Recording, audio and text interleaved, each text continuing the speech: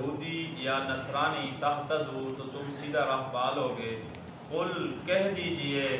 بل ملت ابراہیم حنیفہ ہرگز نہیں بلکہ ہم ملت ابراہیم پر ہیں، وہ تھا ایک طرف، وما کان من المشرکین اور وہ نہیں تھا مشرکین میں سے۔ قولوا اور کہہ دیجئے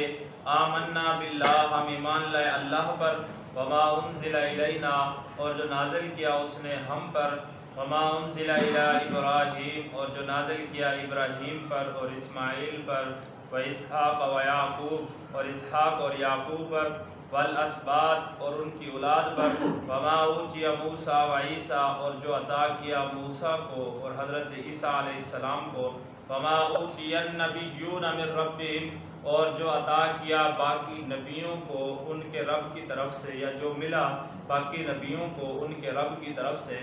لا نفرق بین احد منہم ہم نہیں فرق کرتے کسی ایک میں، وَنَحْنُ لَهُ مُسْلِمُونَ اور ہم ہیں فرما بردار یا ہم ہیں مسلمان۔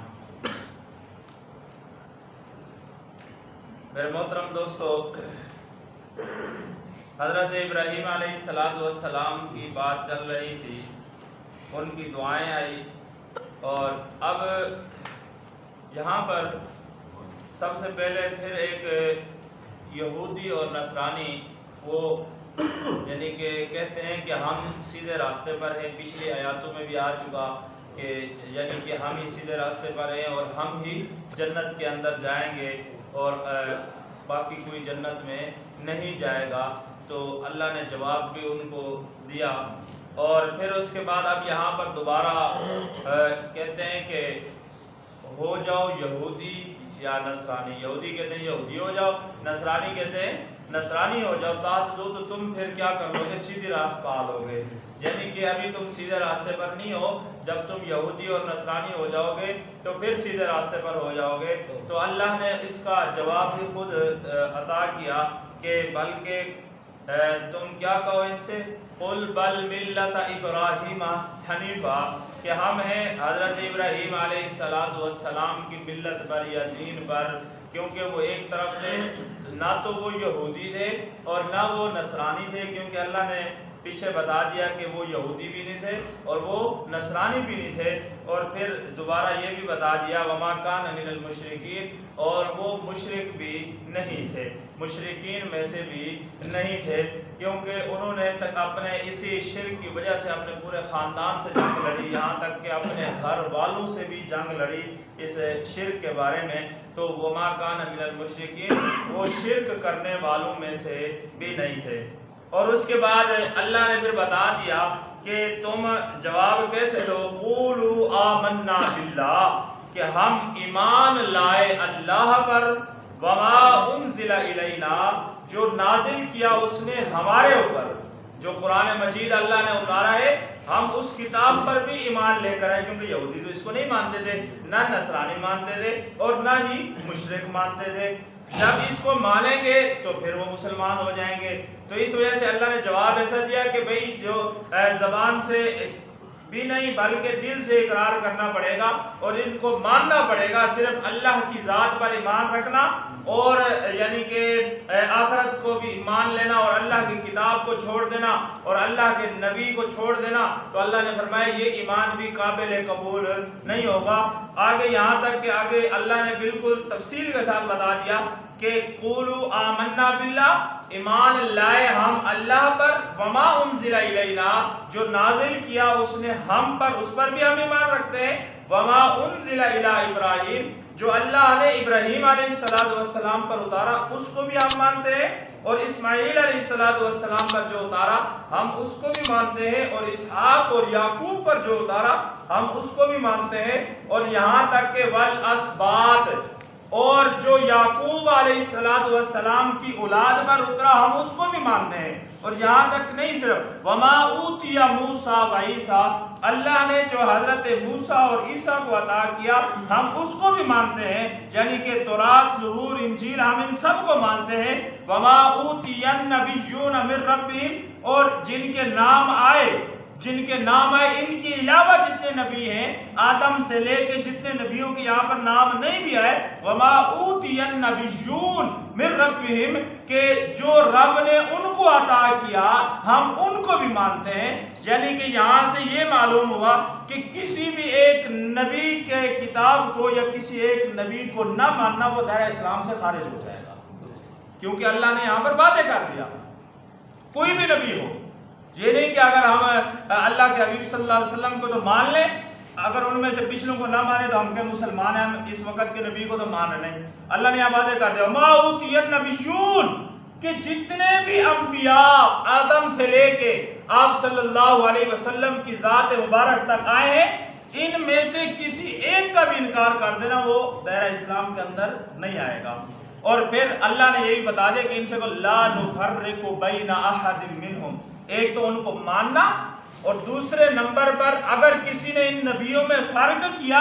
تو اب بھی وہ دائرہ اسلام سے خارج ہو جائے گا. لا نفرق بین احد منہم کہ ہم ان میں سے کسی ایک میں فرق بھی نہیں کرتے. یہ اللہ کا قرآن کہہ رہا ہے. اللہ کا قرآن ہمیں سمجھا رہا ہے کہ کس طرح کے الفاظ استعمال کرنے ہیں اور تمہارے ایمان کے لیے کیا کیا چیز ضروری ہے. تو اللہ نے فرمایا لا نفرق بین احد، اگر تم کہو کہ موسیٰ اچھے تھے عیسیٰ اچھے نہیں تھے تو اللہ نے فرمایا تب بھی تم مسلمان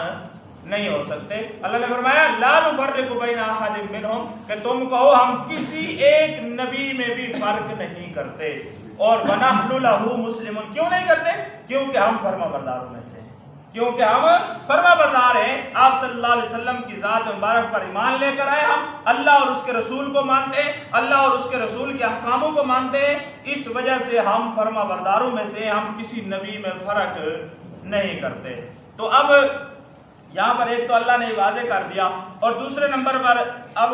اللہ نے بنی اسرائیلوں کو حالانکہ فضیلت تو دی تھی کہ پیچھے جو آیا کہ یا بنی اسرائیل اذکروا نعمتی التی انعمت علیکم وانی فضلتکم علی العالمین، میں نے آپ کو فضیلت دی تمام جہان پر.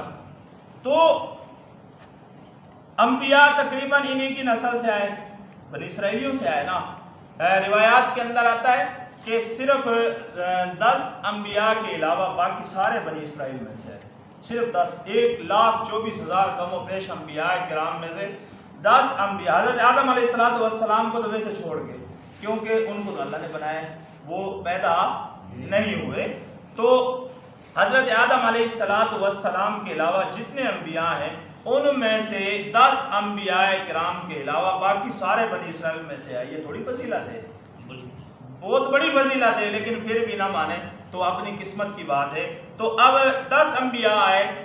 حضرت نوح علیہ السلام بنی اسرائیل میں سے نہیں ہے، حضرت شیس علیہ السلام، حضرت لوط علیہ السلام، حضرت ہود علیہ السلام، اور حضرت اسماعیل، اسحاق، یعقوب اور حضرت ابراہیم علیہ السلام. اور اس کے بعد آپ صلی اللہ علیہ وسلم کی ذات مبارک 8 ہو گئے. اور اس کے علاوہ صالح، حضرت شیس، حضرت نوح، حضرت صالح، حضرت ہود، حضرت لوط اور حضرت اسماعیل، حضرت اسحاق اور حضرت یعقوب اور آپ صلی اللہ علیہ وسلم 10 پورے ہو گئے. تو 10 انبیاء کرام یہ حضرت آدم علیہ السلام کے علاوہ حضرت نوح، شیس، ہود، لوط، صالح، ابراہیم، اسماعیل، اسحاق، یعقوب اور آپ صلی اللہ علیہ وسلم 10 صحابہ 10 انبیاء کرام ہیں جو یہ بنی اسرائیل میں سے نہیں آئے.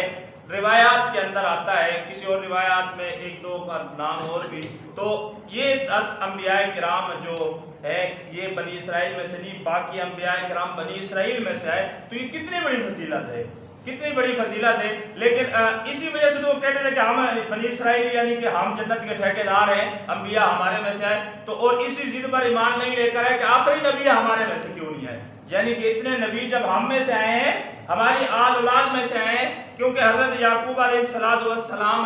کے ادھر یہاں پہ اللہ نے فرمایا والاسباط، یعقوب کی اولاد، اسباط سبت کی جمع ہے، یعنی کہ سبتی بیٹے حضرت یعقوب علیہ السلام کے 12 تھے،